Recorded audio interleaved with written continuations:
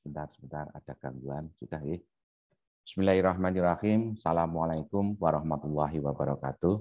Waalaikumsalam. Alhamdulillahirrahmanirrahim. Wa bihi nasta'inu ala umuri dunya waddin. Wassalatu wassalamu ala asrafil anbiya'i wal mursalin wa ala alihi wa sahbihi ajma'in. Amma ba'du.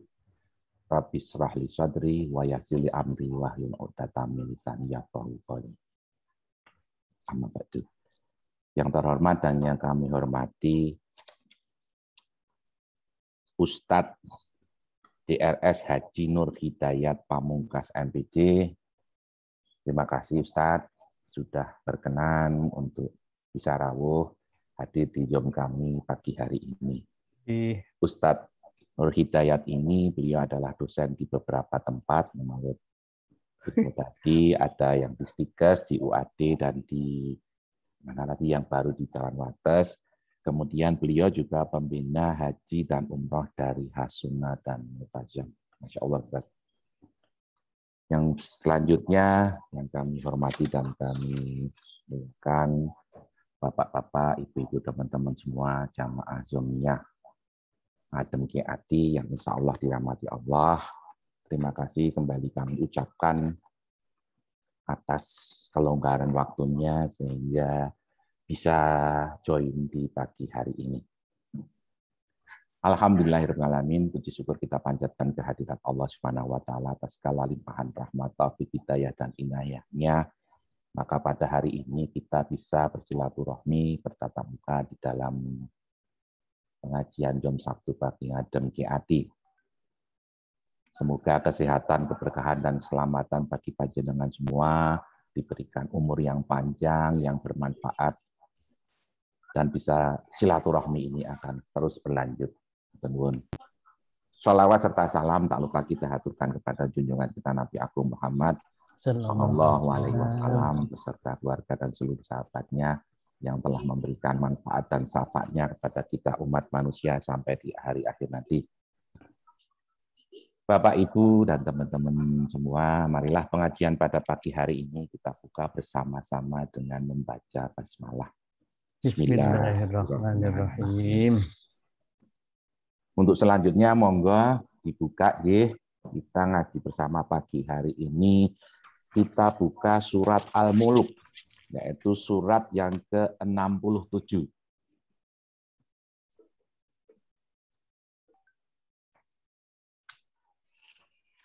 Dibuka surat Al-Muluk, surat ke-67. Bagus banget ini surat Al-Muluk. 67. Ya. Tadi malam saya sudah coba baca sama tulis di meniti berapa, ternyata 1 sampai 30 ayat itu tidak sampai 7 menit. Jadi tidak ada salahnya edisi pagi hari ini kita baca surat Al-Muluk dari 1 sampai ke 30 ya. Monggo sudah. Kalau sudah kita mulai bersama ya. A'udzubillahi minasyaitonirrajim. Bismillahirrahmanirrahim. Tabarakalladzi biyadihil mulku wa huwa ala kulli syai'in qadir. Alladzi khalaqal mauta wal hayata liyabluwakum ayyukum ahsanu amala wa huwal azizul ghafur. Alladzi khalaqa sab'a samawati tibaqa ma tara fi khalqir rahmani min tafawut. Marji'il basara hal tara min futur. Marji'il basara aini yang qali ilaikal basaru khasi'au wa huwa hasir. Walaqad zayyana sama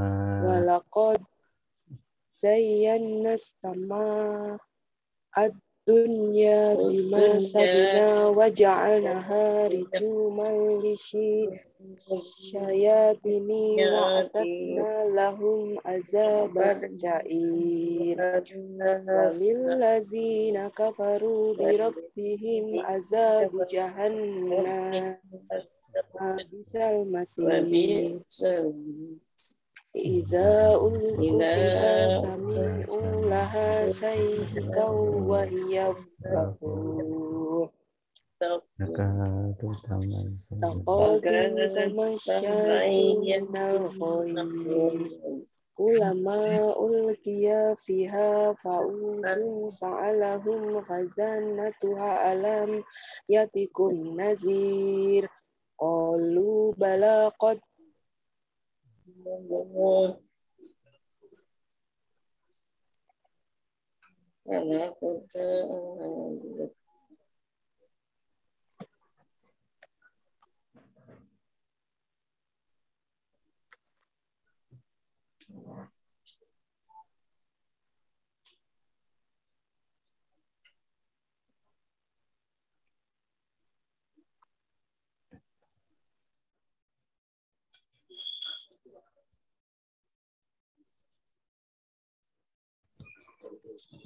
Om Dudi masih mute.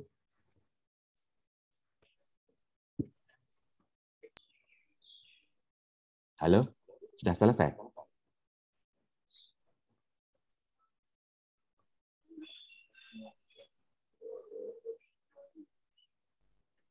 Oke, alhamdulillah, sadaqallahul-adzim. Terima kasih Bapak Ibu sekalian yang sudah mengaji bersama surat Al-Mulk. Ya. Ada beberapa manfaat dari surat Al-Mulk ini. Antara lain ada 4 manfaat. Yang pertama yaitu mendapatkan syafaat dan diampuni dosanya, hadis riwayat Abu Dawud. Kemudian menyelamatkan dari siksa kubur, hadis riwayat An-Nasa'i dan hadis riwayat At-Tirmidzi. Yang ketiga, Allah akan menetapkan 30 kebaikan, 30 ampunan kejelekan, dan ditinggikan 30 derajat apabila dibaca sebelum tidur, yaitu hadis riwayat Ad-Dailami. Kemudian yang keempat, memberikan syafaat pada hari kiamat, hadis riwayat Abu Dawud dan At-Tirmidzi. Semoga yang sedikit ini bisa bermanfaat. Jangan lupa sering-seringlah membaca surat Al-Mulk. Untuk selanjutnya, monggo Ustadz Nur Hidayat, waktu kami persilahkan. Assalamualaikum warahmatullahi wabarakatuh. Assalamualaikum warahmatullahi wabarakatuh. Waalaikumsalam warahmatullahi wabarakatuh. Bismillahirrahmanirrahim. Alhamdulillahirabbil alamin. Nahmaduhu wa nasta'inuhu wa nastaghfiruh wa na'udzu billahi min shururi anfusina wa min sayyiati a'malina may yahdihillahu fala mudhillalah wa may yudlil fala hadiyalah. Asyhadu an la ilaha illallah khaliqul asya Muhammadur Rasulullah khairul anbiya. Allahumma salli wa sallim wa barik ala Muhammadin wa ala alihi wa sahbihi ajma'in. Faqala Allah Ta'ala fi kitabihil karim, a'udzu billahi minasyaitonir rajim. Ya ayyuhalladzina amanu taqullaha wal tanzur nafsum ma qaddamat lighad wattaqullaha innallaha khabirum bima ta'malun. Bapak dan Ibu-ibu sekalian, sahabat pengajian Ngedem Keati Padmanaba yang kami hormati. Alhamdulillah alamin, pada pagi hari yang cerah ini kita bisa bertemu atas izin dan kasih sayang Allah, bukan karena kita sehat, bukan karena kita kuat. Banyak orang sehat, banyak orang kuat, tapi juga belum bergabung dengan kita. Jadi sungguh yang menggerakkan kita bisa bergabung melalui channel ini adalah Allah Subhanahu wa Ta'ala, merupakan campur tangan Allah, sehingga kita dimudahkan mengisi lembaran hidup kita pada hari ini dengan amal soleh. Satu amal yang sangat dicintai oleh Allah adalah thalabul ilmi, menuntut ilmu, karena dengan senantiasa kita menimba ilmu ini akan semakin benarlah ibadah yang kita kerjakan kepada Allah.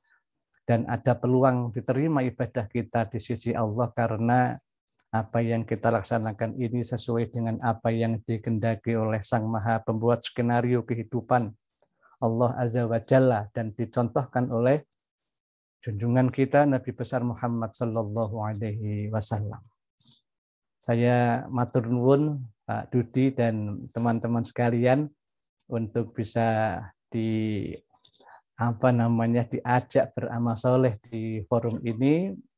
Mudah-mudahan amal soleh kita dicatat oleh Allah sebagai ibadah kita kepada Allah yang terbaik untuk hari ini, insya Allah.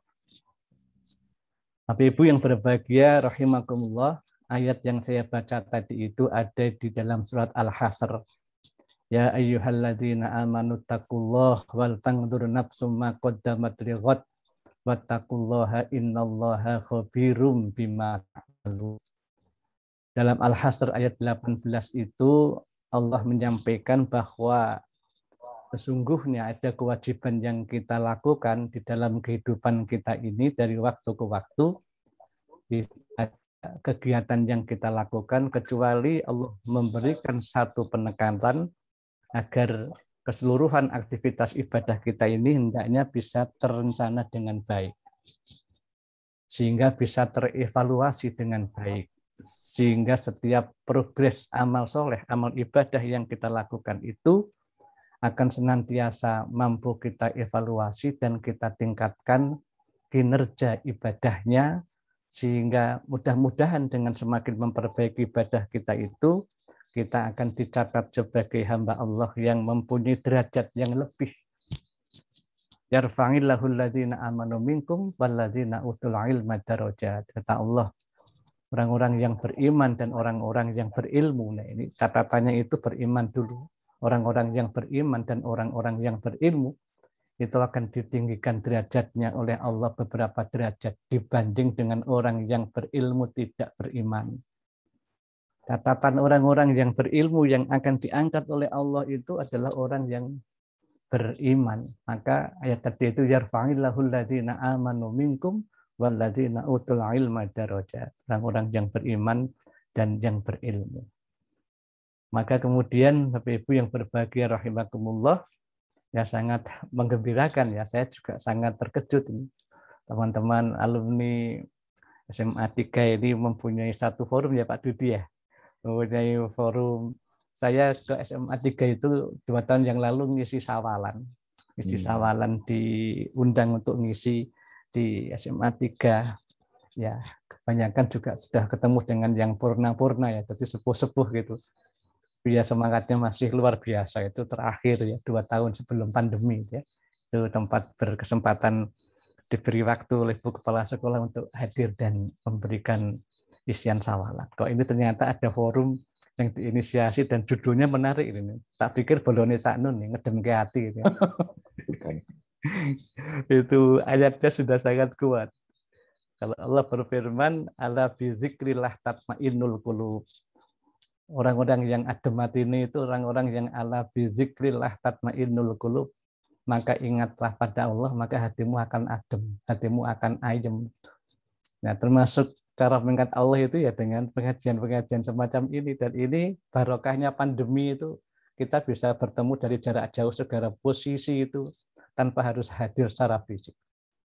Maka pandemi itu jangan dipandang sebagai musibah, tetapi pandemi itu sebagai diambil hikmahnya.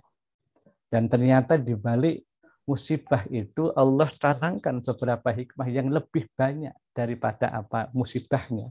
Itu kalau dari cara pandang kita sebagai orang yang beriman. Karena setiap peristiwa, setiap sebab mesti ada asbabnya. Pandemi ini sudah diukur oleh Allah.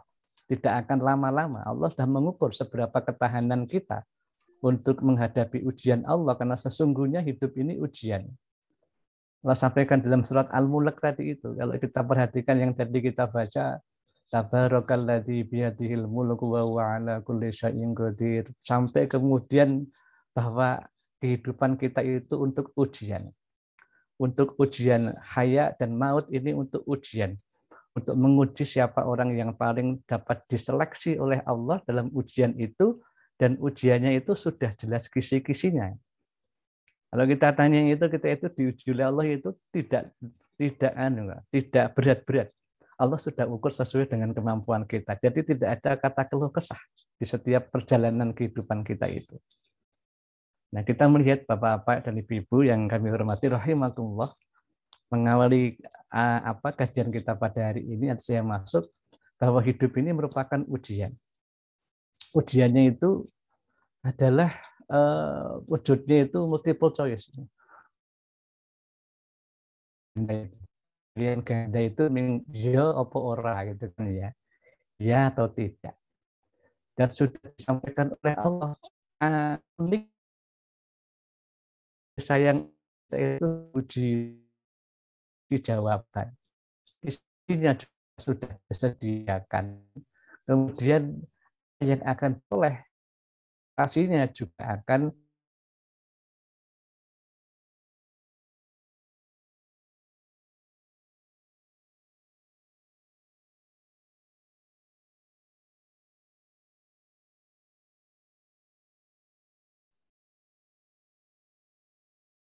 Halo, Ustaz.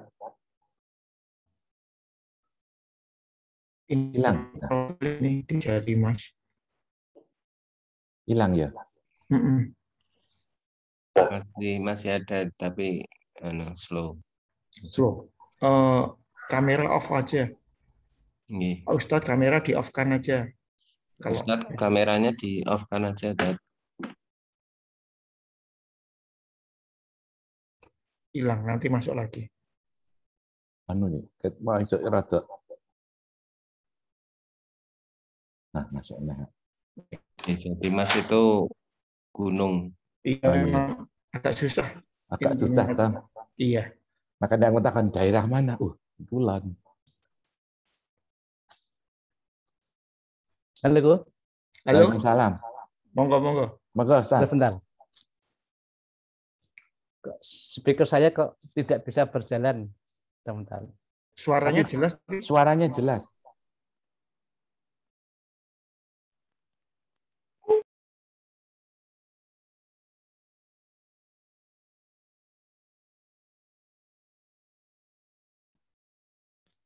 Gambarnya ditutup boleh, Ustaz? Biar dicoba sinyalnya.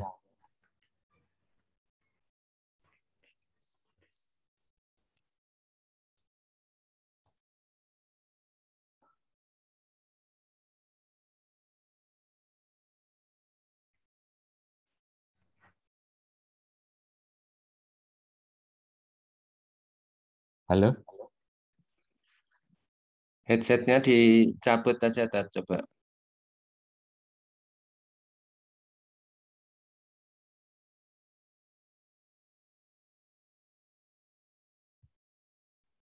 Hilang ya?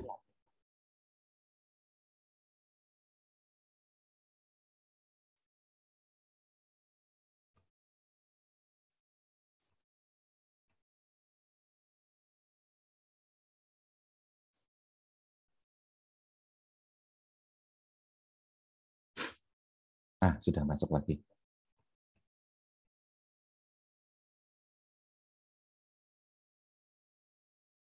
Halo, Ustaz? Kalau sebentar saja ya. Ini akhirnya saya keluar dulu. Sudah. Dengar ya. Baik. Ya. Maka kemudian saya ulang lagi, hidup kita itu adalah merupakan ujian dari Allah. Yang ujian itu sudah ada kunci jawabannya. Ya ayyuhalladzina amanu sta'inu bis-sabri was-shalah. Adalah hanya dengan meningkatkan kekuatan akidah, kekuatan keimanan kita, termasuk kemudian memperbaiki sholat kita dan sabar kita. Maka di penghujung tahun baru Islam ini, di tahun 1443 Hijriah, tahun kita masuk ini, maka setidaknya kita perlu ada upaya untuk peningkatan imaniyah, kemudian dengan imun dan dengan aman di tengah-tengah bagaimana kita menghadapi pandemi COVID-19 ini. Ya, caranya apa? Caranya dalam konsep yang kita lakukan itu, ya bagaimana kita, langkah-langkah yang perlu kita ambil dalam kehidupan kita itu memperbaiki takarrub kita kepada Allah. Takarrub itu yang kemudian dalam upaya bagaimana cara kita itu untuk mendekatkan diri kepada Allah. Maka kemudian dalam firman Allah, wa idza sa'alaka 'ibadi 'anni fa inni qarib ujibu da'watad da'i idza da'ani falyastajibu li wal yu'minu bi la'allahum yarsudun. Dan apabila hambaku bertanya kepadaku tentang aku Allah, maka jawablah bahwasanya aku adalah dekat, aku akan mengabulkan permohonan orang yang berdoa. Ini yang kemudian perlu kita tahu. Yang dikabulkan siapa? Orang yang berdoa. Apabila ia memohon kepadaku. Doa itu ya dengan memohon kepadaku. Maka Allah itu akan sangat suka. Semakin banyak kita memohon kepada Allah. Mengajukan proposal-proposal kita, munajat-munajat kita, mendiskusikan, mengkonsultasikan permasalahan hidup kita semakin banyak kepada Allah, itu Allah akan semakin suka. Semakin banyak kita meminta kepada Allah, semakin banyak kita mengadukan persoalan hidup kita kepada Allah, bukan pada makhluk, ini merupakan cara takarrub kita yang menjadikan Allah jatuh cinta dengan seorang hambanya. Maka kemudian hendaklah mereka beriman kepadaku, dan kita kemudian meningkatkan keyakinan kita kepada Allah bahwa iman itu tidak hanya klaim, tetapi setiap orang yang beriman itu diikuti dengan alladzina amanu wa 'amilus sholihat. Ya, tanda orang yang beriman itu diikuti dengan beramal soleh. Ya, sama Bapak-bapak, ibu-ibu yang kami hormati rahimakumullah, kita menjadi orang yang beriman. Bentuk amal soleh kita hari ini kita mulai setidaknya sudah sejak tadi pagi ya, 3 amal soleh sebagai tanda orang yang beriman. 1, qiyamul lail, tahajud tadi sudah kita lakukan. Yang kedua, sholat subuh berjamaah. Yang ketiga tadi sudah membaca surat Al-Mulk. Dan yang keempat diteruskan kita dengan ngaji bersama ini. Masya Allah. Itulah yang kemudian tanda orang yang beriman itu hendaknya diikuti dengan alladzina amanu wa 'amilus sholihat. Maka orang itu akan dikabulkan doanya oleh Allah kalau dia banyak meminta, kalau ia meyakini bahwa doanya, pintanya kepada Allah itu akan dikabulkan. Dan yang ketiga adalah hendaknya kita senantiasa berada di dalam kebenaran. Kebenaran bermakna hendaknya kita ini mendasarkan setiap asas berpikir, asas bertindak, dan asas beramal soleh kita itu didasarkan kepada kebenaran yang hakiki adalah kitabullah wa sunnah Rasulullah dengan Al-Quran dan Al-Hadis. Inilah cara taqarrub ilallah. Maka kemudian ya bagi orang yang beriman, pandemi ini tidak akan menjadikan goncangan yang memberatkan karena dia sudah diperkuat, dibentengi dengan kekuatan akidah yang kuat. Dia tidak akan lebay dan dia juga tidak akan abai terhadap peristiwa-peristiwa ini, dan dia akan senantiasa berkhidmat dengan keilmuan yang didasarkan kepada ilmu-ilmu Al-Quran dan As-Sunnah dan ilmu-ilmu saintifik kesehatan. Inilah bentuk kita taqarrub kepada Allah dengan benar. Maka ini yang akan mendasarkan bentuk taqarrub kita itu akan menjadi taqarrub yang paling indah di dalam kehidupan kita semuanya. Kemudian yang kedua adalah bentuk cara kita ini kemudian mengasah diri, mengevaluasi diri untuk membuat agenda-agenda perencanaan ibadah di waktu yang akan datang dengan dasar ketaatan kepada Allah.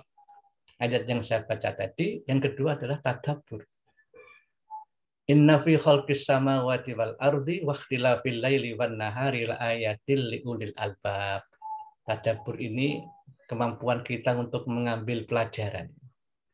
Ya, mengambil peristiwa, setiap hikmah, setiap peristiwa yang dialami ini untuk apa? Untuk menambah keimanan kita kepada Allah.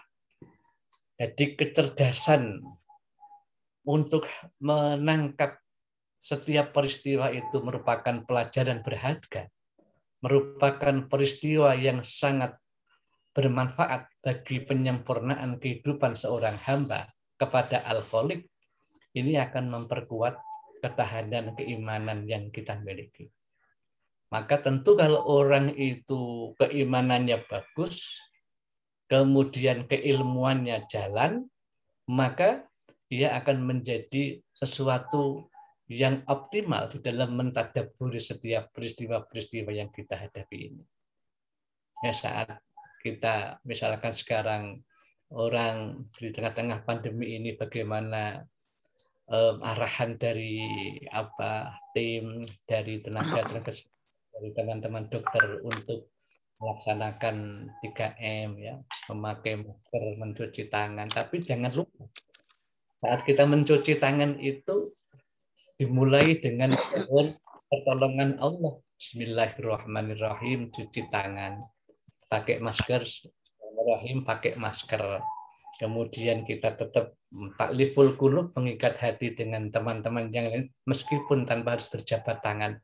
Tetapi itulah yang kemudian kita mampu mentadabburi apa yang kita lihat. Sesungguhnya dalam penciptaan langit dan bumi dan silih bergantinya malam dan siang itu terdapat tanda-tanda. Bagi siapa? Orang yang mau mikir. Tapi kalau orang itu konsep berpikirnya linier saja, dia tidak tergugah untuk memperhatikan setiap peristiwa, apa yang dihadapi ini, sampai berselang-seling bergonta-ganti peristiwanya, itu bagi orang yang beriman, sekali lagi, itu akan merupakan tanda-tanda bagi orang yang beriman, yang kemudian dia berilmu tadi, sehingga dia mampu menggunakan pikirannya. Masya Allah, inilah yang kemudian akan menjadikan kita ada tahun baru ini dengan semangat baru. Semangat barunya dengan mencoba untuk menanamkan pada diri kita konsep tadabbur dengan benar. Yang ketiga, saya teruskan. Setelah itulah kemudian cara kita mengoptimalisasi diri agar kita mempunyai satu semangat yang baru, mempunyai capaian-capaian ibadah yang lebih bagus daripada tahun yang lalu. Ini akan mampu apabila kita meletakkan tafakur itu setelah tadabbur tadi. Ya, tafakur itu di dalam surat Al-Baqarah Ali Imran 191 Allah berfirman, alladzina yazkurunallaha qiyaman wa qu'udan wa 'ala junubihim wa yatafakkaruna fi khalqis samawati wal ardh rabbana ma khalaqta hadza batila subhanaka faqina azabannar. Nah, tafakur ini menjadi landasan ketiga bagaimana kita banyak berpikir tentang diri kita, agama kita, dan kehidupan kita agar mencapai kemaslahatan dunia dan akhirat. Maka di dalam konteks yang lainnya, Bapak Ibu yang saya hormati rahimakumullah, ada kajian yang sesungguhnya bisa kita bahas di lain waktu. Konteks penyempurnaan jati diri kita itu dimulai dengan apakah kita mampu mempunyai apa yang disebut dengan ma'rifatullah, mengenal Allah dengan baik. Kalau sudah ma'rifatullah adalah ma'rifatul nabi, mengenal nabi kita dengan baik. Nanti ada kurikulum lain yang berhubungan dengan ta'rifatul insan, mengenal diri dengan baik. Kita tidak akan mampu mengenal diri kita dengan baik kalau tidak mengenal Allah dengan baik dan tidak mengenal Kanjeng Nabi dengan baik. Kita belum akan baik, Bapak Ibu sekalian. Maka ada pentahapannya. Untuk mengenal siapa diri kita ini, ta'rifatul insan, maka kita perlu mengenal ta'rifatul nabi, mengenal nabi kita dengan baik. Dimulai dengan ma'rifatullah, ma'rifatul nabi, ma'rifatul insan. Inilah yang kemudian menjadi landasan pacu kita untuk mengasah pikir kita itu, untuk berpikir dengan benar, sehingga tercapai kemaslahatan dunia dan kemaslahatan akhirat. Nah, inilah yang kemudian kita juga termasuk bisa merenungi nikmat-nikmat yang diberikan oleh Allah, mengintrospeksi kelalaian-kelalaian kita di dalam menjalankan ibadah. Masya Allah, ini pentahapan 3 yang bisa kita gunakan sebagai sarana kita untuk memompa diri kita itu lebih baik daripada tahun-tahun yang akan datang, di tahun-tahun yang sebelumnya. Nah, berpikir ini harus apa kemudian kita perhatikan betul dalam konteks berpikir Dalam pandangan Allah itu ya berpikir tentang diri, ya diri kita ini siapa, memikirkan tentang agama karena ad-dinun nasihat, agama itu nasihat. Kehidupan ini untuk apa? Ya mencapai kemaslahatan dunia dan akhirat. Nah, maka kemudian kalau kita lihat satu saat kita bincang-bincang dengan teman-teman pengusaha-pengusaha muda itu, kita sampaikan bisnis apa yang harus dijalankan, apa kiat bisnis yang pas. Ya, saya membacakan Al-Qasas 77. Saya sampaikan dengan bahasa saya. Orang gawe urusan dunia, kalau urusan dunia itu tidak dipergunakan untuk kepentingan akhirat. Wabtaghi fima atakallahu darul akhirah wala tansa nasibaka minad dunya. Maka dunia ini sesungguhnya apapun prestasi yang kita miliki ini digunakan sebagai bekal kita menyempurnakan kehidupan akhirat yang lebih kekal dibanding dengan kehidupan yang di dunia ini. Dunia ini sangat-sangat cepat, luar biasa. Kita jangan sampai tergopoh-gopoh di akhir kehidupan kita karena kita tidak siap berpindah kehidupan dari kehidupan dunia menuju kehidupan alam barzah yang nanti kemudian kita sudah akan melihat di alam barzah, sudah akan melihat konteks hasil prestasi kehidupan kita di dunia dibukakan sedikit rapotnya oleh Allah. Tetapi belum diberikan surganya, nanti menunggu sampai pada waktunya, belum diwisuda sebagai ahlul jannah. Kalau kemudian dia belum melalui etape kehidupan-kehidupan yang harus dilakukan oleh hamba-hamba Allah, oleh manusia. Maka tahap yang keempat, kalau kita sudah mampu menempatkan fikir ini untuk sebaik-baik penggunaan akal kita, sesuai dengan apa yang Allah sampaikan dan Rasul tuntunkan, maka yang keempat adalah konsep tasamuh. Tasamuh ini merupakan kompilasi. Ya. Bagian kesempurnaan kalau tadi indikator 1, 2, 3 terlaksana, maka insya Allah tasamuh ini akan mudah terbentuk. Tasamuh itu bersikap toleran dengan sesama.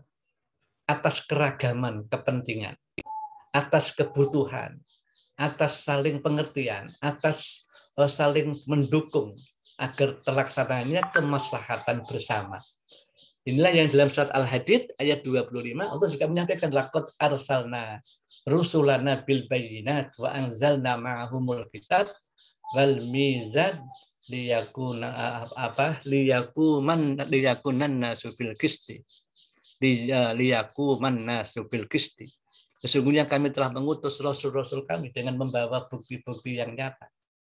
Dan telah kami turunkan bersama mereka, para rasul kami itu, Alkitab dan neraca keadilan, supaya manusia dapat melaksanakan keadilan itu. Adil itu bermakna bisa menempatkan sesuai dengan proporsinya. Adil bukan bermakna sama, karena adil itu adalah bisa menempatkan sesuai dengan proporsinya. Kalau kita meletakkan konsep adil itu dengan makna proporsi sama, wah ini akan menjadi kemadharatan yang besar, kerusakan yang besar. Ya kalau dianalogkan, ya apa sekalian punya 3 putra, yang satu SMA, yang satu SD kelas 3, yang satu masih bayi umur 1 tahun. Nah, sarapan pagi semacam ini diberikan gudeg sambal kabeh itu kan jadi wijilan gitu. Nah, ini yang SMA cocok, SMP kokean, asing bayi bisa berbahaya, perutnya nggak kuat. Itulah gudeg sambal kaya kamase sing SMA. Itu konsep keadilannya menjadi salah dalam bahasa yang mudah kita pahami. Nah, tasamuh ini termasuk toleran. Maka di dalam kehidupan kita sekarang ini, toleran itu juga merupakan satu hal yang tidak mudah. Kita kalau memahami tetangga kita yang beraneka ragam, masyarakat Indonesia yang beragam, itu kalau orang yang tidak mempunyai alladzina amanu, kemudian karena tidak ada iman, kemudian tidak ada ilmu, dia tidak bisa mengilmui konsep toleran itu dengan sebaik-baiknya. Ya, padahal kalau kita lihat, misalkan dalam surat An-Nisa ayat 36, ya misalkan ini ya, ada tetangga yaitu disebut dalam ayat itu tetangga yang jauh, tetangga yang dekat. Tetangga dekat dulu baru tetangga jauh. Kalau kita buka tafsir Ibnu Katsir, tetangga jauh itu adalah termasuk orang-orang yang tidak seakidah dengan kita. itu mendapatkan format penghargaan dan format penghormatan yang tidak jauh berbeda dengan tetangga kita yang sama Muslim. Nah ini kemudian tidak akan muncul. Islam ini menjadi rahmatan lil alamin. Islam ini menjadi sesuatu bekal kehidupan kita yang bisa menjadikan kehidupan kita itu tenang dengan ilmu dan keimanan yang benar. Ini yang akan menjadikan konteks tasamuh ini menjadi bagus untuk meningkatkan kekuatan daya tahan iman kita dan daya tahan toleransi kita untuk bisa hidup di tengah-tengah keragaman. Ini yang kemudian menjadi capaian kita yang keempat. Maka langkah yang kelima, dalam konteks kita itu mengoptimalisasi diri menuju sebuah perubahan hakiki. Setelah kita mampu memahami tasamuh itu bagaimana konteks toleransi keragaman itu dengan benar, ya untuk apa kita harus bergandeng tangan, saling tolong menolong. Nah, dalam hal kebajikan, nah, dan Allah tidak boleh kita saling bekerja sama dalam kejelekan. Ini yang merupakan hal yang perlu untuk kita kuatkan lebih lanjut. Maka dalam konteks itulah, dalam ta'awun itu Allah menyampaikan wa ta'awanu 'alal birri wat taqwa wa la ta'awanu 'alal ismi wal 'udwan wattaqullaha innallaha syadidul 'iqab. Nah, kalau kemudian kita sudah mampu tadi meletakkan konteks tasamuh toleran, maka orang itu akan mampu melaksanakan konteks ta'awun ini dengan benar. Saling tolong-menolong dalam kebajikan dan sebaliknya tidak saling tolong-menolong dalam keburukan. Dan tolong-menolonglah kamu dalam kebaikan dan takwa, dan jangan tolong-menolong dalam perbuatan dosa dan pelanggaran, dan bertakwalah kamu kepada Allah, sesungguhnya Allah amat berat siksaannya. Wa ta'awanu 'alal birri wat taqwa wa la ta'awanu 'alal ismi wal 'udwan wattaqullaha innallaha syadidul 'iqab. Tolong-menolong dalam kebaikan dan takwa. Makna kebaikan itu amal soleh yang maslahat, yang berguna. Makna takwa itu dengan kerjasama itu akan mengokohkan hubungan kita yang saling tolong-menolong itu dengan Allah Subhanahu wa Ta'ala. Hari ini saya melihat terjadi konteks tolong-menolong. Bagaimana tadi misalkan kawan-kawan bapak-bapak ini mengarrange kegiatan kita hari ini, tentu ini karena ada konsep saling tolong-menolong dan tujuannya sama, untuk kebaikan, untuk ngedem ke hati. Ngedem ke hati itu ngedem ke pikir itu kan ya. Kalau orang kemudian hatinya adem itu pikirannya adem, karena hati itu ada 3. Al-Ghazali menyebutkan hati itu ada yang qalbun marid, hati yang sakit, ada yang qalbun sahih, ada qalbun mayyit. Nah, qalbun marid itu hati yang sakit. Ada flek-flek sikap-sikap tidak mulia yang ditanam dalam hati kita itu. Ya, kalau hatinya sudah marid, sudah sakit, maka bisa qalbun mayyit, hatinya menjadi mati, ya mati rasa untuk saling tolong-menolong, untuk saling memahami satu dengan yang lainnya. Ini qalbun mayyit. Yang kita kegiatan pengajian ngedem hati ini kan upaya kita untuk qalbun sahih, supaya hati kita itu menjadi sehat, menyehatkan hati. Itulah yang kemudian Bapak sekalian rahimakumullah, kita perlu mendasarkan kehidupan kita ini di tengah-tengah perubahan-perubahan yang kita miliki ini dengan konsep ta'awun. Nah, yang ke-6 adalah tolikul wajhi. Ini yang juga tidak mudah. Ya, tolikul wajhi itu menampakkan wajah yang cerah, wajah yang ceria, penuh kedamaian dan menyenangkan. Itu juga memerlukan satu upaya-upaya, satu ikhtiari yang tidak sederhana. Kita insya Allah kalau mampu memenuhi tahap 1, 2, 3, 4, 5, maka ke tahap jenjang yang ke-6 ini akan mudah terwujud. Bagaimana kita menampakkan wajah yang cerah, gitu kan ya, ceria. Jadi di sawang itu kepenang. Artinya adem itu serba menyenangkan, itu kan ya. Tidak ada yang membuat kita itu menjadi terganggu. Nah, inilah tolikul wajhi ini menjadi penting karena Dalam surat Al-Luqman ayat 18 juga Allah berfirman, "Wala tusair khaddaka linnas, wala tamshi fil ardi maraha, innallaha la yuhibbu kulla mukhtalin fakhur." Dan janganlah kamu memalingkan mukamu dari manusia karena sombong. Dan janganlah kamu berjalan di muka bumi dengan angkuh. Sesungguhnya Allah tidak menyukai orang-orang yang sombong lagi membanggakan diri. Nah, ini pada konteks itulah. Nah, ini yang menjadi catatan kita. Karena dan janganlah kamu memalingkan mukamu dari manusia. Ini kan orang yang cuek, orang yang tidak peduli. Bermakna kalau orang itu tidak peduli dengan urusan yang lainnya, berarti ada kesombongan di sana karena sombongnya.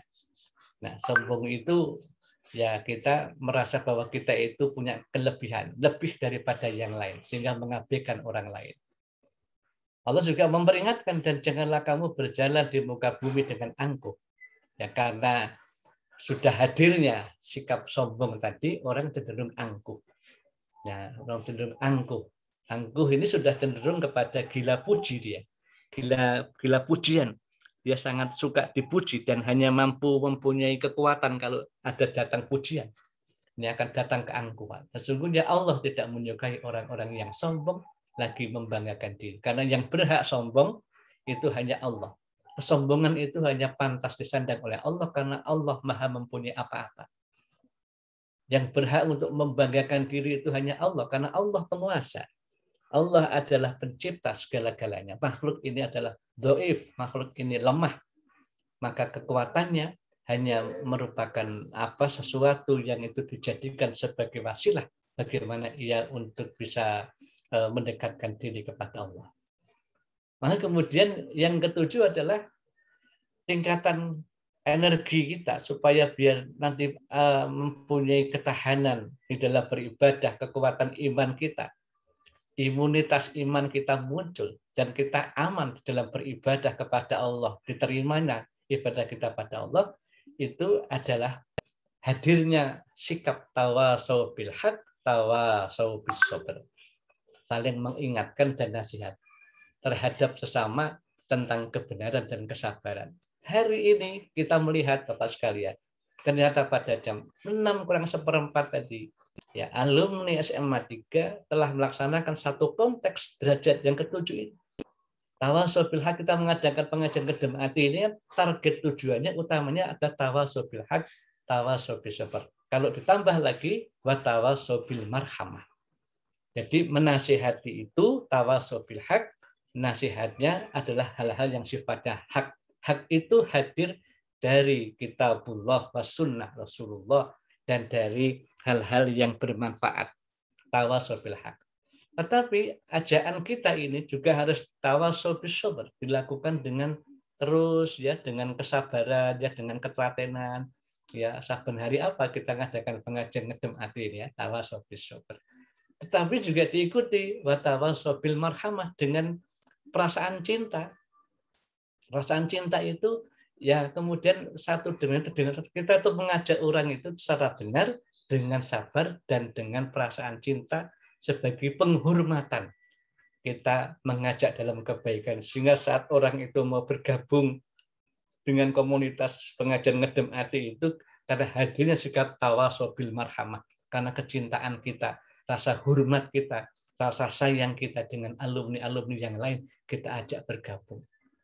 Maka kemudian yang terakhir adalah adanya konsep qanaah atau bersikap lapang dada.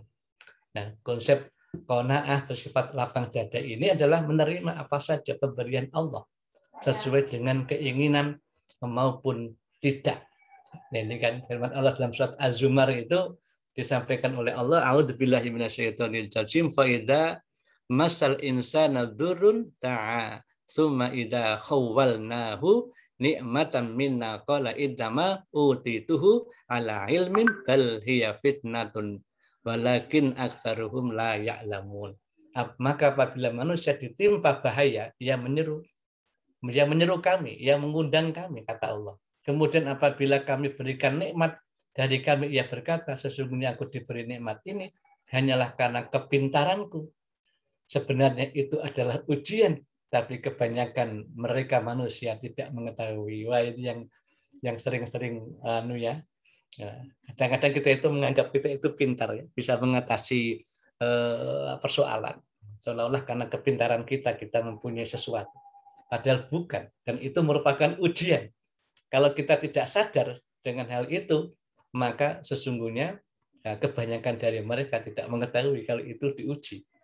Kalau orang pada kondisi ini, maka berarti dia tidak lolos ujian. Tapi kalau dia memahami konteks ini, bahwa apapun yang ada ini merupakan pemberian Allah dan akan dikembalikan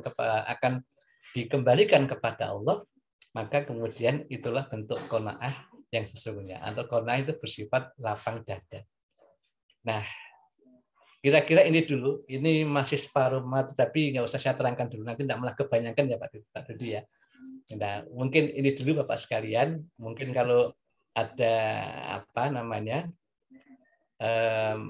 ada yang mau didiskusikan, monggo nanti kita teruskan. Monggo Pak Dudi, saya kembalikan pada Pak Dudi Setio. Alhamdulillah. Jazakallah khairan katsir. Penuhun Ustaz Hidayat atas pencerahannya pada pagi hari ini. Selanjutnya biasanya kita langsung sesi tanya jawab, Ustaz. Ji, monggo Pak Dudi. Monggo kita buka sesi tanya jawab, ya. Yang ingin bertanya dipersilahkan langsung saja, enggak apa-apa. Kula ben tepang namanya disebutkan ya. Nanti sebut nama dulu. Nanti gimana? Nanti biar kalau pas ngisi pengajian Bali bocor so mampir. Wah, ini pada jauh-jauh, Ustaz. Itu ada yang dari Palu ini, Bos Majid. Izin, Ustadz Dudi bertanya ya. Ya, monggo. Ya, terima kasih Ustadz Dudi. Assalamualaikum warahmatullahi wabarakatuh. Waalaikumsalam. Terima kasih Pak Ustadz Nur Hidayat atas pencerahannya yang sangat bermanfaat sekali nih buat saya, terutama yang ada jauh di luar Jawa. Jauh dari keluarga, udah lama nggak pulang gara-gara PPKM. Nah, seperti itu. Cuman ini nih pertanyaan tadi kan bagus sekali ya mengenai kita harus bersyukur. Tapi saya tuh sering bertanya-tanya. Ini kan Allah mengatakan berfirman, Allah itu membolak-balikan hati kita nih ya. Apakah itu memang tujuannya untuk apa ya Pak Ustadz ya? Karena kan ya terus terang aja kan kita selalu berusaha untuk menjaga hati kita, tapi karena ada tadi firman tadi seolah-olah jadinya benar juga ya, saya tiba-tiba misalnya muncul sikap ujub tadi ya, tidak bersyukur, merasa kalau berlebih mengatakan wah saya hebat nih. Nah itu gimana nih caranya nih Pak Ustadz kalau tiba-tiba munculnya kayak gitu tuh, untuk istilahnya tuh mereduksinya itu seperti apa? Demikian Pak Ustadz. Assalamualaikum warahmatullahi wabarakatuh. Waalaikumsalam warahmatullahi wabarakatuh. Wah, ini kalau di kampus ini 4 SKS ini Pak Majid. Biar besok ngasih ceramah lagi Pak Ustadz. Ada sequel kedua Ustadz. Ya, terima kasih Pak Majid. Yang ada di jauh ini alhamdulillah saya bisa bertemu dengan orang jauh, saya nggak bisa pulang karena PPKM ya. Baik, ya muqallibal qulub sabit qalbi ala dinik wa ala ta'atik. Sampai kita itu setiap habis sholat doa seperti itu ya Pak Majid ya. Ya muqallibal qulub, ya Allah yang membolak-balikkan hati. Ya muqallibal qulub sabit qalbi, ya teguhkanlah hatiku gitu. Ala dinik, di dalam agamamu. Maka sesungguhnya orang ini akan mampu mempunyai ketahanan bersyukurnya kepada Allah. Orang ini akan mampu kemudian dia mensikapi apapun yang diberikan oleh Allah itu dengan baik. Itu pada saat kita mendapatkan hidayah dari Allah untuk bisa memahami agama ini dengan sebaik-baiknya. Nah, maka hal yang wajar Pak Majid, bahwa terkadang kita ini kemudian kurang bersyukur, kadang muncul sikap riya, kadang muncul sikap sombong, itu sunatullah. Ya, karena memang manusia itu hidup di antara dua hal, hidup akalnya dan hidup hatinya. Antara al-aql dan al-qalbu itu harus balance. nanti yang akan bisa mereduksi sesungguhnya saat kita merasa angkuh itu nanti itu bukan akal kita, mungkin akalnya mengajak kita, tapi nanti kemudian hati itu yang akan menggiring fungsi akal itu dengan baik. Nah ini kemudian satu contoh. Saya diberi nasihat tentang ini oleh Ketua BP4 DIY. Atau saat saya diberi nasihat seperti ini. Karena kebetulan saya itu punya lembaga namanya Ummu Salamah, itu yang merawat ibu-ibu du'afa, hadiah dari Bapak Ibu almarhum. Pada saat saya menekuni kegiatan itu, Ibu almarhumah ini cerita, Le, dalam bahasa Jawa ya, Le, anak kuwi ono papat. Ada 4 tipe anak, gitu kan ya. Ini untuk mensyukuri tadi itu Pak Majid. Satu kata ibu itu yang sedang malam itu dalam bahasa Jawa ini ya, ono anak sing ora dadi ning ngerti. Ada anak sing ora dadi, dia tidak berpendidikan tinggi, tetapi dia ngerti dengan kedua orang tuanya. Akhlaknya luhur dengan kedua orang tuanya. Terus saya kejar, apalagi Bu yang kedua. Yang kedua ada anak yang sing dadi ning ngerti. Yang dadi dan tahu. Anak ini pendidikannya tinggi dan dia ngerti dengan orang tuanya. Sampai yang ketiga anak sing ora dadi ora ngerti. Dia tidak bagus pendidikannya dan tidak santun dengan kedua orang tuanya. Sampai kemudian pilihan yang lainnya itu adalah ada anak sing ora dadi ning ngerti tadi itu. Nah, maka pada konteks itulah supaya kemudian yang bisa mengalahkan kesombongan kita itu adalah sikap syukur. Sikap syukur. Sebelum datang muncul sikap sombong, bersyukur. Misalkan Bapak Majid suatu hal bisa mengatasi. Begitu muncul rasa angkuh itu, kemudian hati memperingatkan, Bapak ucapkan kemudian dengan beristighfar. Astagfirullah. Kemudian Bapak isi dengan tahmid. Alhamdulillah. Ini persoalan bisa terselesaikan karena izin Allah.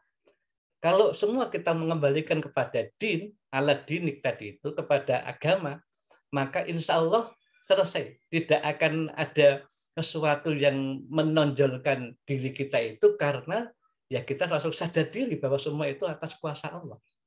Maka kemudian disitulah. Jadi ketakaburan dan kesombongan kalau mau muncul, direduksinya adalah dengan memunculkan memunculkan rasa syukur. Insya Allah itu akan sedikit mengurangi apa yang kemudian akan muncul di dalam kehidupan kita sehari-hari. Dan kalau sudah muncul sikap sombong ini yang nanti akan menghanguskan amal ibadah kita. Maka kemudian dengan syukur itu akan menambah. Maka kalau ayatnya itu kan la in syakartum la azidannakum wa la in kafartum inna adzabi lasyadid.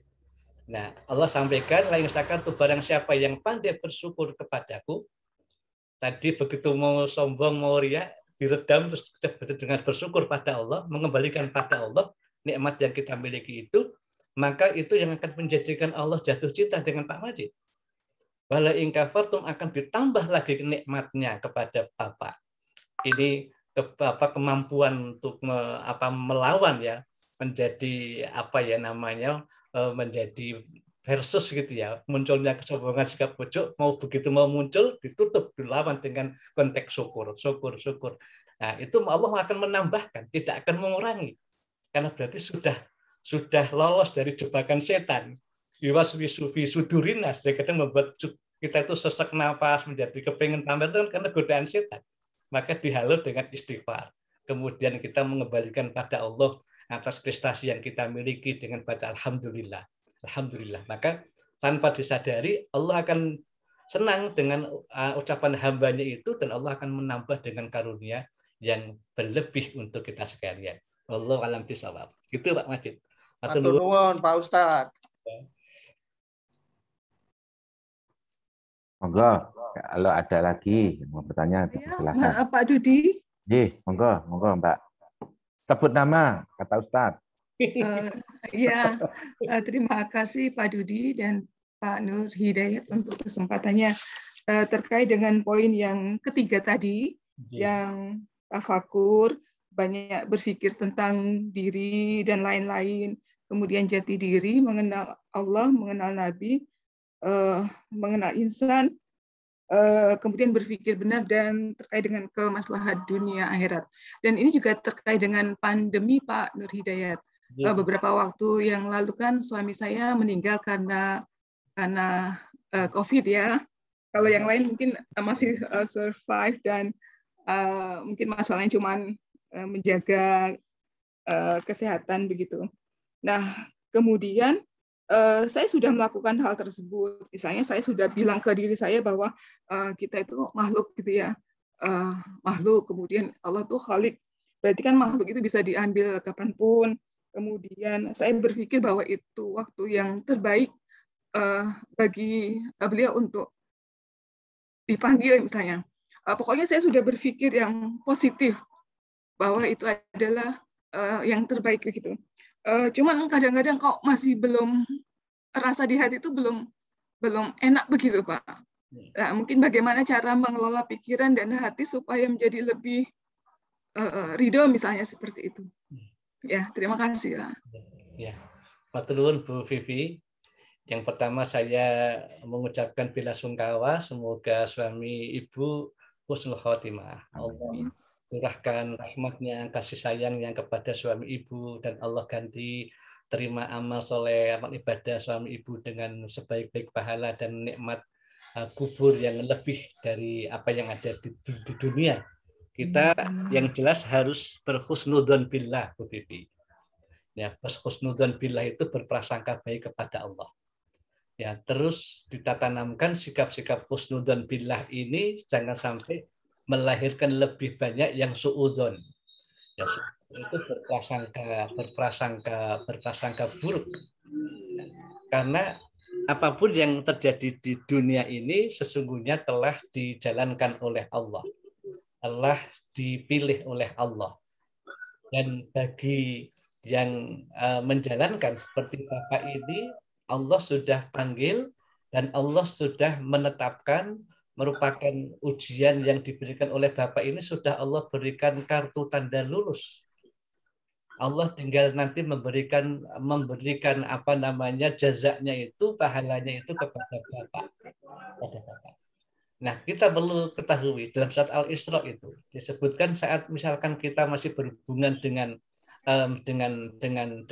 anggota keluarga yang masih hidup, misalkan kita dengan orang tua, misalkan itu kalau konteksnya itu ini pada orang tua dulu ya, baru nanti kepada suami.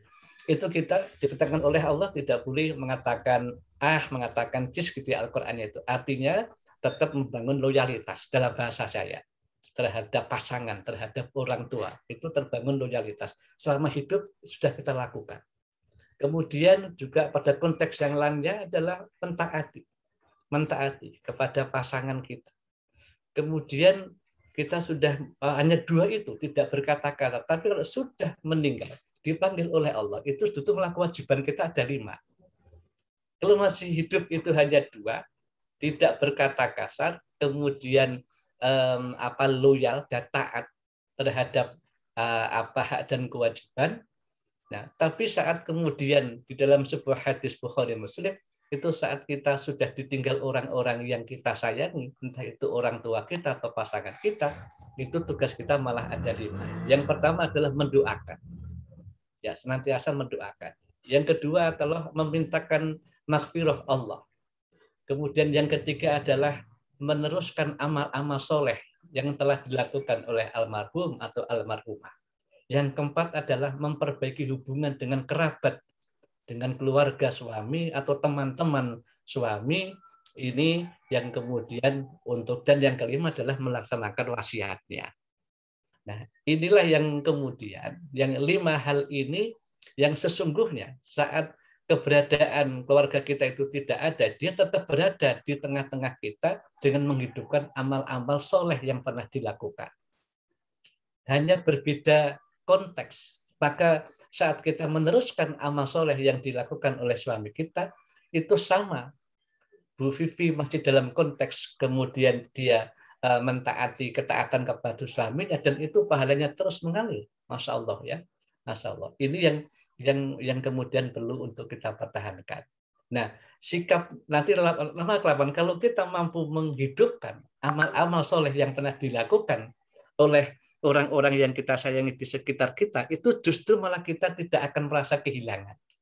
Seolah-olah mereka hadir di tengah-tengah amal soleh dan amal jariah yang kita laksanakan, sehingga kita akan terus berkomunikasi dalam doa-doa kita. Karena nanti almarhum ini akan seperti orang kalau tidur terbangunkan ya, seperti ngelilir gitu, itu lilir-lilir itu aja pada saat kemudian ada kiriman doa.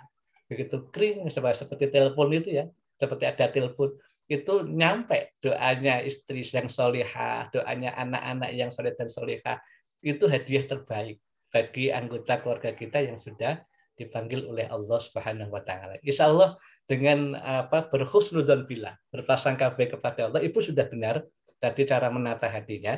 Kemudian untuk bisa melupakan itu tentu perlu proses. Ya, itu hal yang sunatullah. Nah, makanya sifat lupa itu merupakan rahmat dari Allah.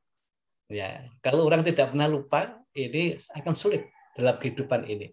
Maka setelah kita kena berhusnudzon billah. Nah, yang paling indah terhadap anggota keluarga kita yang sudah dipanggil oleh Allah itu dengan menghidupkan amal-amal solehnya. Nah, dulu Bapak apa yang pernah dilakukan diteruskan Bu dengan anak-anak ya sesuai dengan kemampuan kita dan terus kita doakan. Insya Allah ini akan baik untuk keduanya, baik apa yang Allah sudah pilih Bapak ini diluluskan seluruh prestasi ibadahnya di dunia dan diganti dengan hadiah yang terbaik bagi beliau.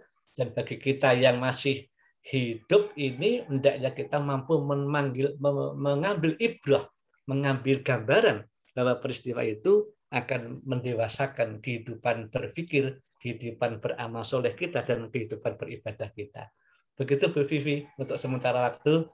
Dulu. Terima kasih jawabannya Pak Nur Hidayat, jawabannya lengkap sekali. Matur nuwun. Nuwun. Pak Dudi, monggo Pak Dudi.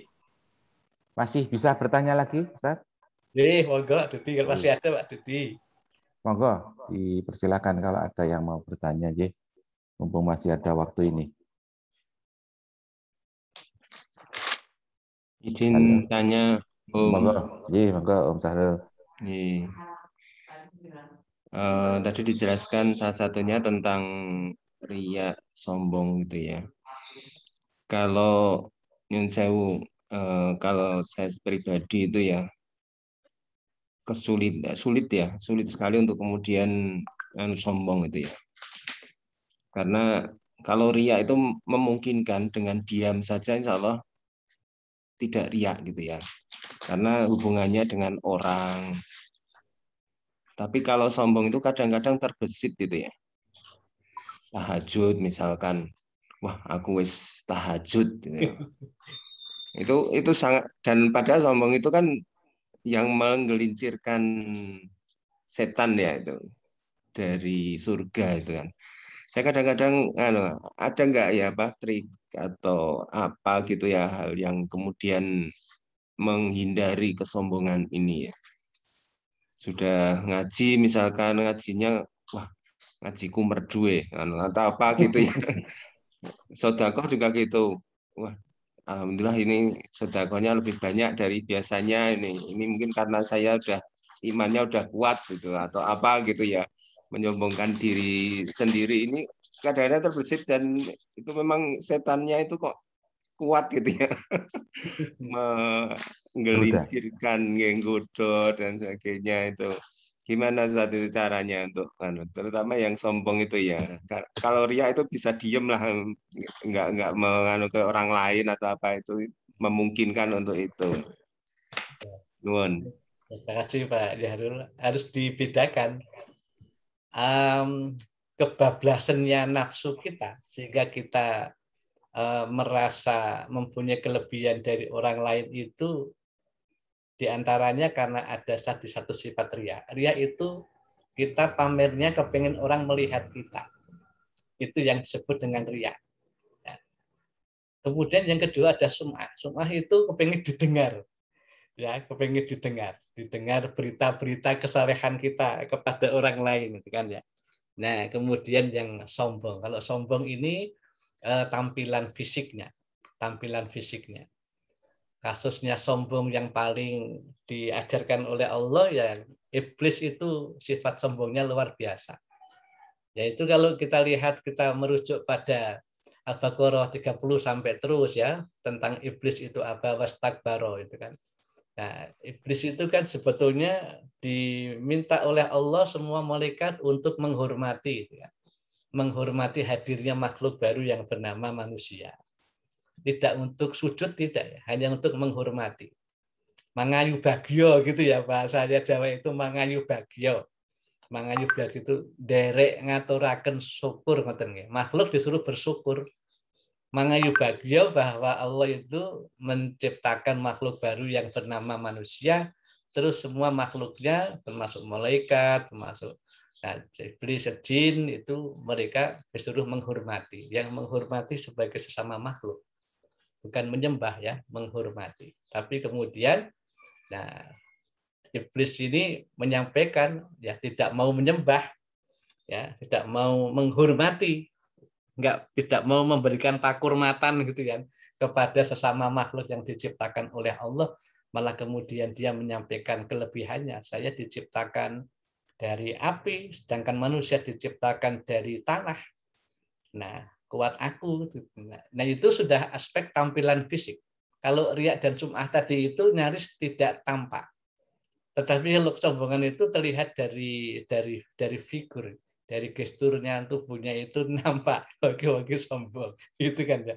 Nah, ini yang kemudian muncul. Jadi ada sisi riya, sombongannya itu muncul tidak kepingin kita dilihat, orang melihat kita mengerjakan kebaikan, atau sum'ah, kita kepingin orang mendengar bahwa kita berbuat kebaikan. Nah, ketemunya dengan sombong. Sombong itu kemudian pemunculan secara physically dilakukan dengan penolakan, dilakukan dengan apa saja yang itu wujud dari kesombongan.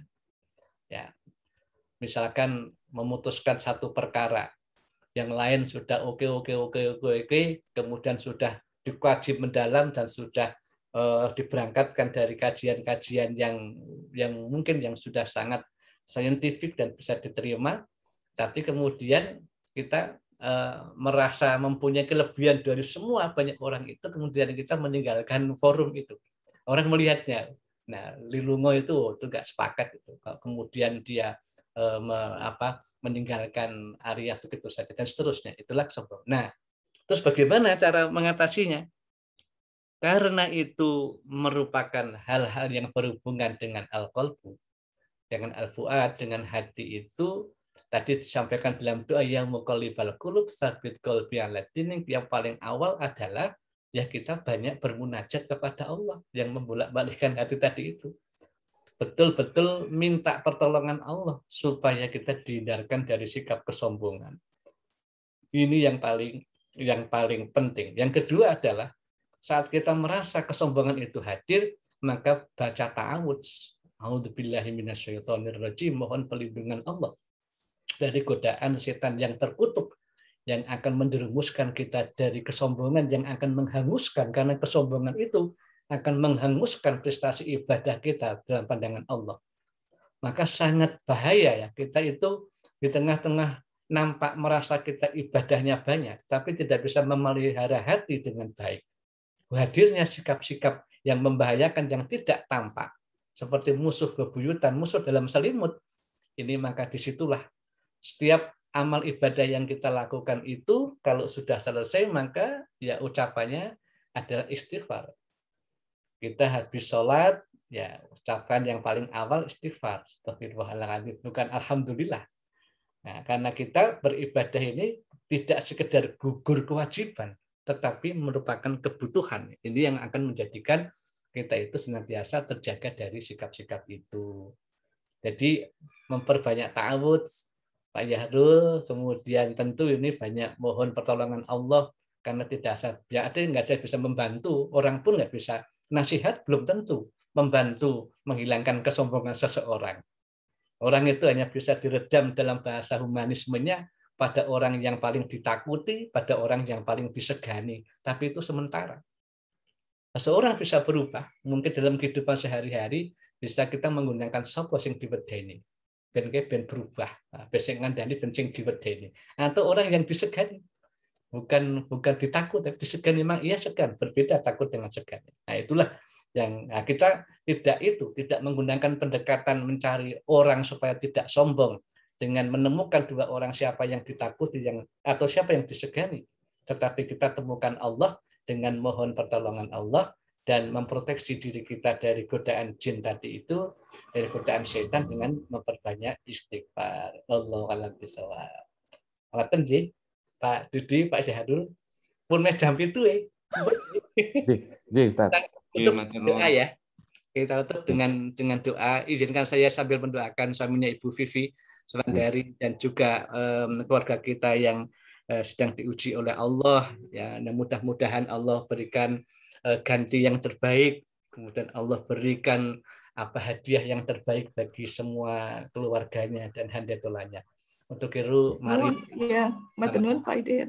Nah, Ustaz, sebentar. Sama-sama. Ini ada beberapa teman kita yang diuji oleh Allah dapat cobaan. Yang pertama tadi dari suaminya Jeng Vivi, kemudian ada suaminya Bu Hajah Dewi Mahargiani, kemudian ada Pak Haji Hadi, suaminya Bu Hajah Afni yang meninggal, Ustaz. Jadi mohon nanti sekalian didoakan ya, Ustaz. Nanti 2 atau 3 ini kita doakan ya. Semoga doa Bapak Ibu diterima oleh Allah Subhanahu wa taala di awal pagi yang penuh keberkahan ini.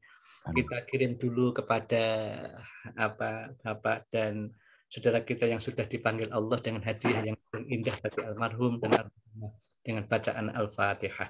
A'udzubillahi minasyaitonirrajim. Bismillahirrahmanirrahim. Alhamdulillahirabbil alamin. Arrahmanirrahim. Maliki yaumiddin. Iyyaka na'budu wa iyyaka nasta'in. Ihdinas siratal mustaqim. Siratal ladzina an'amta 'alaihim ghairil maghdubi 'alaihim waladdallin. Amin.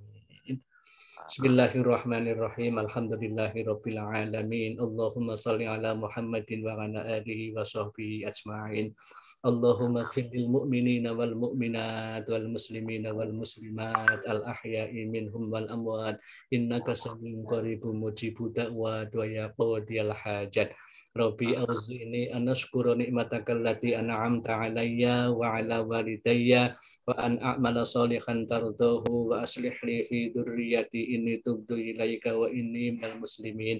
Ya Allah, terimalah rasa syukur hamba-hambamu yang tergabung dalam pengajian Ngedem Kiyati Padmanaba ini, ya Allah.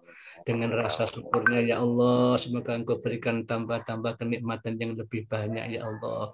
Untuk sahabat-sahabat kami yang tergabung dalam majelis ilmu ini, ya Allah.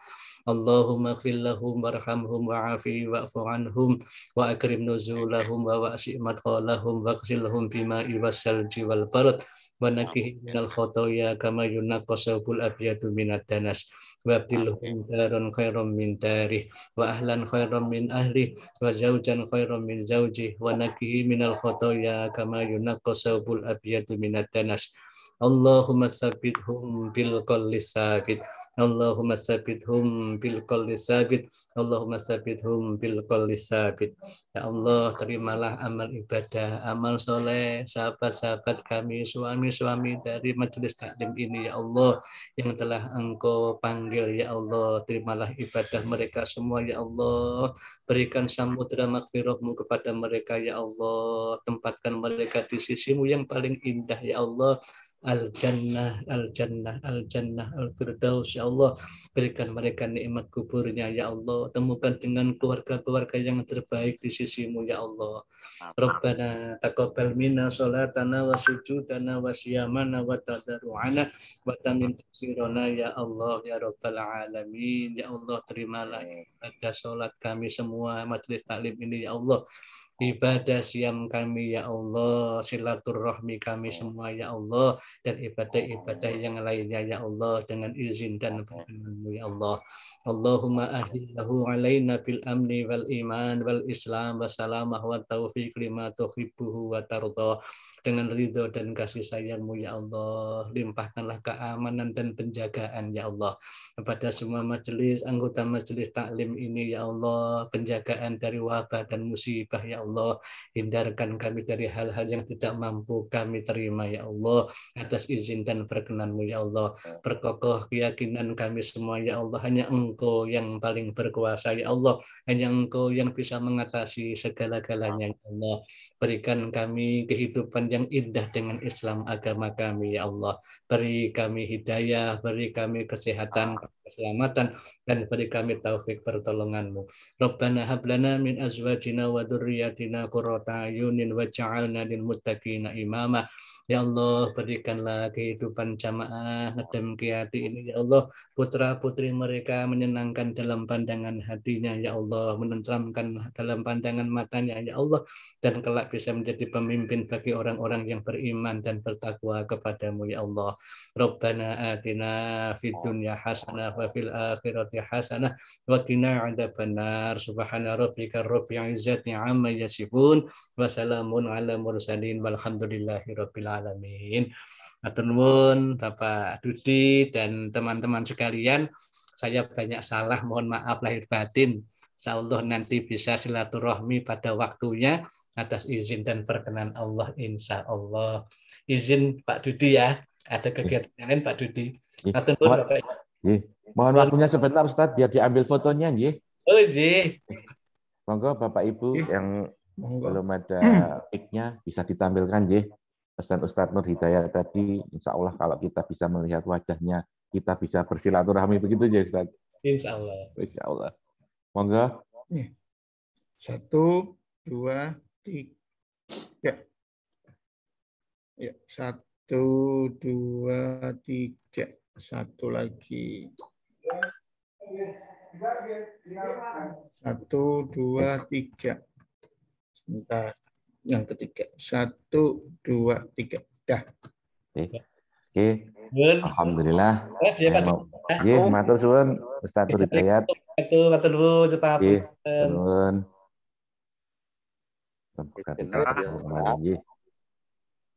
Sebelum ditutup, ada beberapa pengumuman. Salah satunya insya Allah yang akan hadir di Zoom kita Sabtu depan adalah seharusnya Ustadz Yusuf Abdul Hasan, tapi karena beliau berhalangan waktunya, kemudian mereferensikan sahabatnya, yaitu Ustadz Ahmad Arif Rifan dari UAD, Ustadz Harul.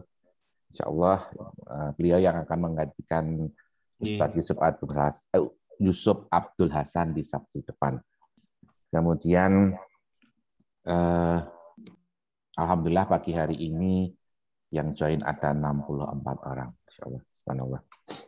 Moga marilah pengajian pada pagi hari ini kita tutup bersama-sama dengan membaca doa kafaratul majlis. Subhanakallahumma wa bihamdika asyhadu alla ilaha illa anta astaghfiruka wa atubu ilaik. Matur nuwun. Sampai ketemu di Sabtu depan. Mohon dimaafkan kalau ada salah dari kami. Assalamualaikum warahmatullahi wabarakatuh. Waalaikumsalam warahmatullahi wabarakatuh. Matur nuwun Mas Dudi, Pak Ustaz, Ibu semua. Sampai semua nanti akan saya kirim di grup. Amin.